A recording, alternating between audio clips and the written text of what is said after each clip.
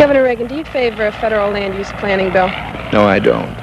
The land use planning bills that I've seen introduced in Congress, I think were, first of all, a preemption of every local planning ordinance that we have in the country. And they actually were a distortion of everything that we've conceived of the traditional right of an individual to own property and to make his own decisions about the use of that property. Governor Reagan, in regard to property rights, where do you feel a property owner's rights end and the public welfare's begin? Well, I think in all of our approach to ordinances, to local planning and so forth, we've recognized the kind of traditional concept that your use of your property must be such that it does not infringe on someone else's rights. For example, the putting of a pig farm or a boiler plant in the middle of a residential area has never been considered good planning. And I think this is because it is the need for us to be able to live with each other. But the land planning bills that have been proposed in Congress actually would simply allow someone to hold title to the land, to pay the taxes on the land, but to be totally dictated to as to what they can do with the land. Now, I believe there are areas where we want land preserved, particular beauty spots that are unique to such an extent that we think everyone has an interest in their preservation. Recreational areas so that people who live in our cities can go to the mountains, to the beach, to the desert, whatever it is, and enjoy outdoors. But here again, the marketplace dictates.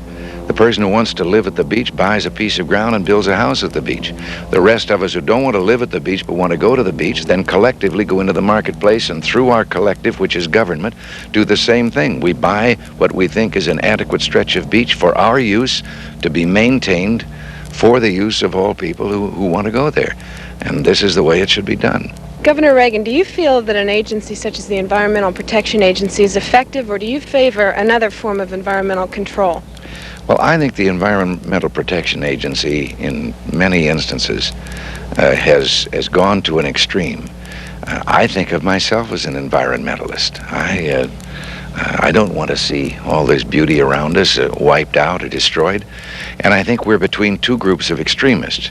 We do have people, there's no question, that they'd pave the whole place over in the name of progress. And they must be restrained. But we've got environmentalists who wouldn't let you build a house unless it looked like a bird's nest. And they must be restrained. And there is a common sense place in the middle that recognizes that people are ecology too. The nature lover who would move all of us out, I don't know where he'd put us. What about our nation's energy needs? Do you feel that they should be federally funded? Well, I think there's an area for the federal... No, stop there. There's an area for the federal government to ensure and help in the provision and the distribution, but I think right now the biggest help the federal government would be to get out with some of its regulations. The energy problem in the United States is largely laid at the door of government. It's government interfering. It's government putting a wellhead price on natural gas that makes it uneconomic to find more natural gas. It's the restrictions on the offshore oil drilling. Surrounding this country, offshore, is more oil than the Arabs have got and more oil than we have in the continental United States. And we have the technology to get it out without destroying nature. There have been 75,000 wells drilled offshore of the United States. There have only been 4 oil leaks or oil slicks in all of that history of that. And today, we have far greater technology than we had when those occurred. Local areas seem to be unsuccessful at supporting public transportation. What would you suggest? Well, I have some serious questions in my mind about the mass rapid transit advocates. The automobile, sure, today it's kind of a villain in everyone's mind because of so-called smog and traffic congestion and all. And yet, he's interfering.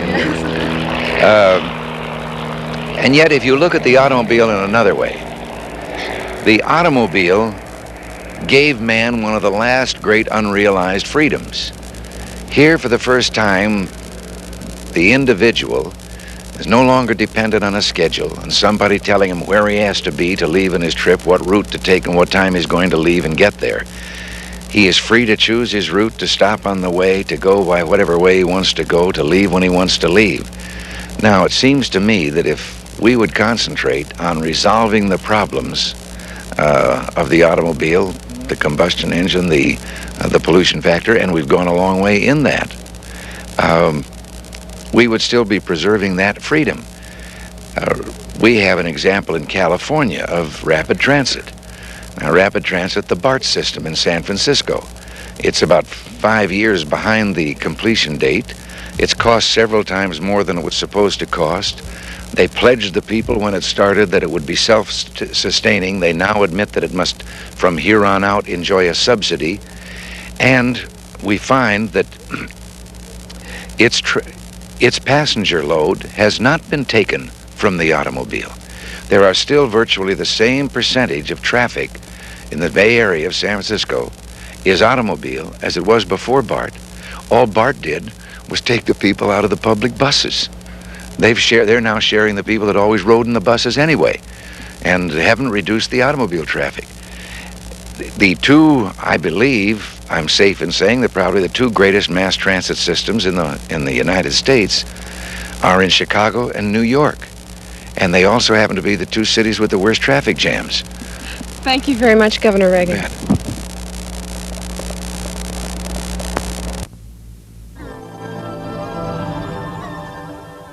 Hello, I'm Peter Donat. Joseph Campbell's transformation